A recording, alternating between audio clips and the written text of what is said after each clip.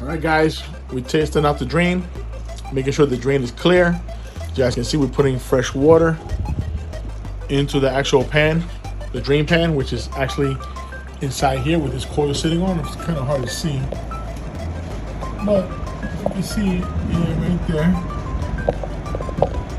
So, fresh, clean water, making sure that it's draining outside, which right now, if I'm putting any water, if there was a clogging in the drain, it'll be backing out and it'll be overfilling right now. And it will be leaking, correct.